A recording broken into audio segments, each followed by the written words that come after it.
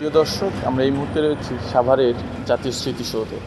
এখানে 4 স্তরের নিরাপত্তা ব্যবস্থায় কিন্তু ঢেকে ফেলা হয়েছে জাতীয় স্মৃতিসৌধ।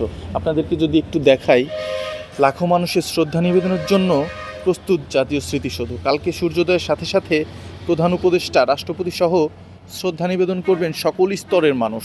সেটিকে লক্ষ্য করে নেওয়া হয়েছে 4 স্তরের নিরাপত্তা ব্যবস্থা। জাতির শ্রেষ্ঠ সন্তানদের প্রতি শ্রদ্ধা জানাতে পুরোপুরি প্রস্তুত কিন্তু জাতীয় স্মৃতিসৌধ। 16ই ডিসেম্বর বিজয় দিবস উপলক্ষে 4000-এরও বেশি আইন শৃঙ্খলা রক্ষাকারী বাহিনীর সদস্যরা এখানে নিরাপত্তা জোরদার করবেন বলে জানিয়েছেন ঢাকা রেঞ্জের ডিআইজি মহোদয়।